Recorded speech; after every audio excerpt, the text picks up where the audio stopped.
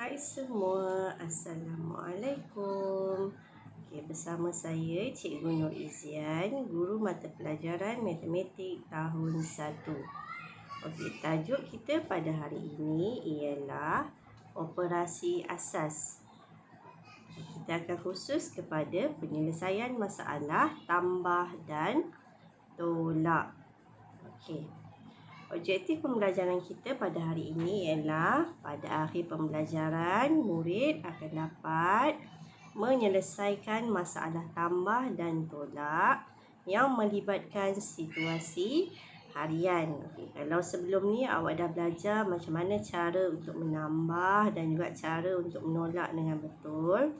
Jadi hari ini kita akan selesaikan pula masalah yang berkaitan dengan tambah dan tolak. Jom kita lihat. Sebelum awak nak selesaikan masalah tambah dan tolak, awak mesti tahu bagaimana langkah-langkah untuk menjawab soalan-soalan tersebut. Ada 5 langkah semuanya.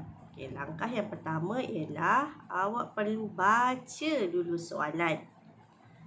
Yang kedua, awak perlu cari kata kunci dan gariskan kata kunci tersebut. Langkah yang ketiga, tentukan operasi yang terlibat. Operasi di sini maksudnya awak tentukan sama ada kita akan gunakan operasi tambah ataupun operasi tolak. Ada 2 sahaja jenis operasi yang awak belajar untuk tahun 1. Langkah yang keempat ialah bina ayat matematik. Macam mana nak bina ayat matematik? Nanti cikgu ajar dan langkah yang kelima ialah selesaikan ayat matematik yang awak dapat tadi dalam bentuk lazim. Kata kunci operasi matematik. Macam mana awak nak tentukan operasi yang terlibat? Awak perlu cari dulu kata kuncinya. Kalau tambah, kalau awak jumpa perkataan jumlahkan, campurkan, semuanya dan juga lebih daripada. Itu maksudnya operasi yang awak perlu buat adalah operasi tambah. Boleh? Sebaliknya, sekiranya awak jumpa perkataan keluarkan, baki, yang tinggal,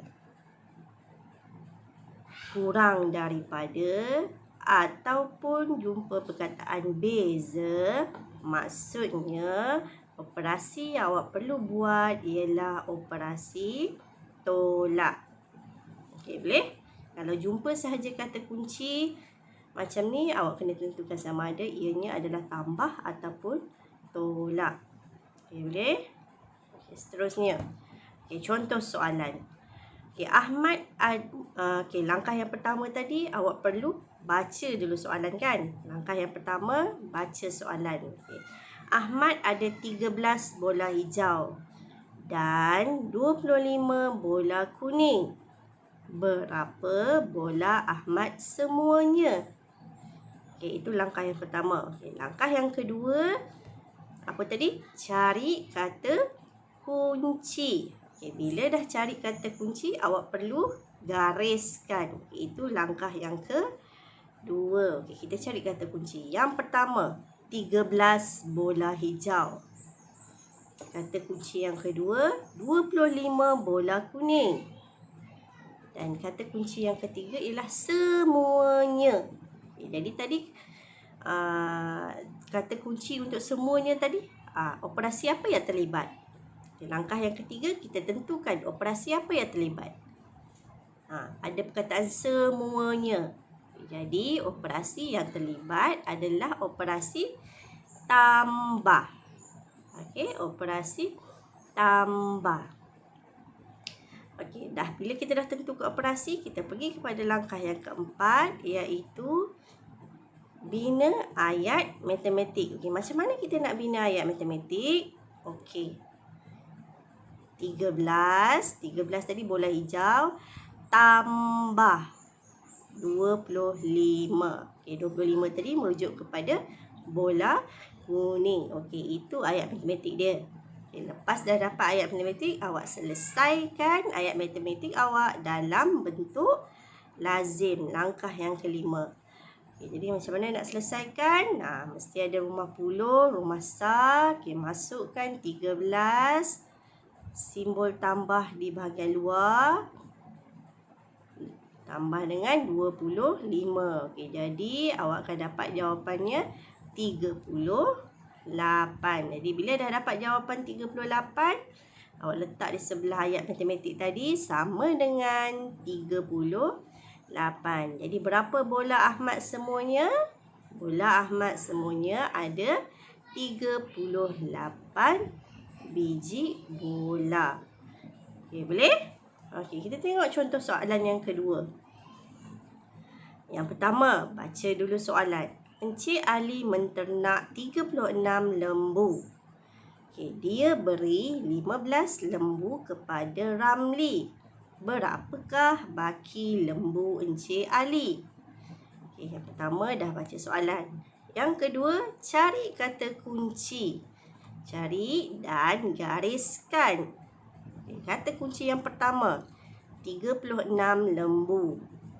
Kata kunci yang kedua, 15 lembu. Dan kata kunci yang ketiga adalah baki. Jadi bila dah cari kata kunci, dah gariskan. Langkah yang ketiga, tentukan operasi yang terlibat. Jadi daripada kata kunci tadi, perkataan baki melambangkan operasi apa? Melambangkan operasi apa? Kita nak tentukan operasi ni. Kita dah jumpa kata kunci baki. Jadi baki melambangkan operasi. Operasi apa? Operasi tolak. Jumpa saja perkataan baki, maksudnya awak kena tolak. Okey, langkah yang ketiga dah. Langkah yang keempat, bina ayat matematik.